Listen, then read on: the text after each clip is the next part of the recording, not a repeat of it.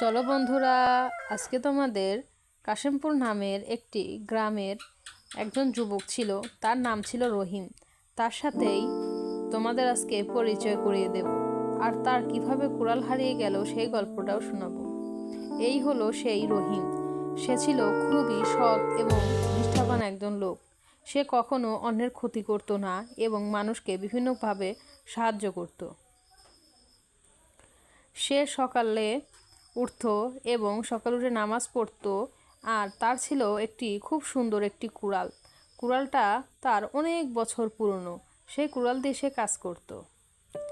আর সে বাচ্চাদেরকেও সকালে বিভিন্ন ধরনের ধর্মীয় শিক্ষা দিত আর বিভিন্ন কাজে সাহায্য করত এবং বাচ্চাদেরকে লেখাপড়া শেখাতো, যাতে তারা জীবনে উন্নতি করতে পারে।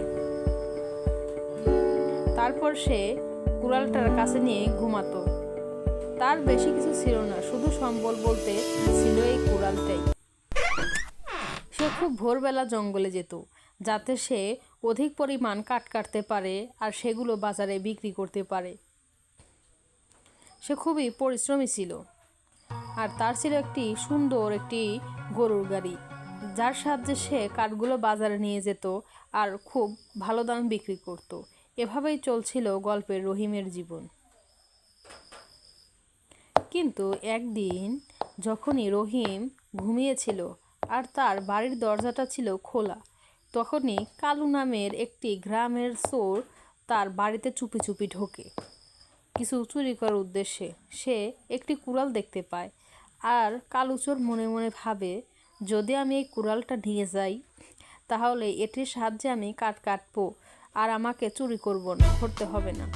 তাই সে চুপি চুপি সেই কুড়াল নিয়ে ভাগতে লাগলো। আর এইদিকে রহিম ঘুমিয়েই ছিল। একটু পরেই যখন রহিমের ঘুম ভাঙল, সে দেখতে পেল কুড়াল তার জায়গায় নেই। সে খুব ভালোভাবে ঘরের চারপাশ দেখল, কিন্তু কোথাও কুড়ালটি খুঁজে পেল না। তাই সে পুলিশের কাছে চলল, যাতে তার কুড়ালটি পেতে পুলিশ সাহায্য করে। একটু পরেই পুলিশের গাড়ি চলে আসলো।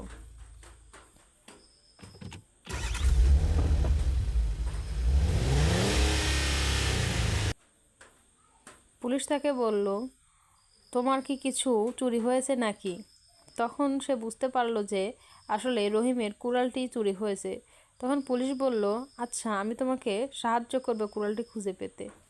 এই বলেই তারা দুজনই তাদের দুই দিকে চলে গেল, যার যার কাজে শেষে চলে গেল। রহিম বাড়ি ফেরার পথেই একটি পুকুর ধারে একটি পরীকে দেখলো। সে সেখানেই থামলো। পরী তাকে জিজ্ঞাসা করলো, তুমি কোথা থেকে আসছো আর তোমার মন খারাপ কেন? তোমার কি কিছু হয়েছে? তখনই রহিম বলল, হ্যাঁ, আমার একটি সুন্দর শখের একটি কুড়াল ছিল, যেটি দিয়ে আমি কাজ করতাম, কিন্তু কিছুদিন যাবৎ আমি সেটা খুঁজে পাচ্ছি না। তখনই পরী তাকে খুব সুন্দর একটি কুড়াল উপহার দিল। সেটি ছিল খুবই সুন্দর এবং সোনায় মোড়ানো একটি কুড়াল, যা দিয়ে এক কোপেই একটি গাছকে কেটে ফেলা যায়। তাই সে কুড়ালটি নিল আর রহিম চিন্তামুক্ত হলো যে এখন আর আমার চিন্তা নেই। একটু পরেই কালু চোর দেখলাম কি হাত কেটে বসে আছে। আচ্ছা, তার হাত কাটার পিছনের গল্পটা চলুন আমরা দেখে আসি।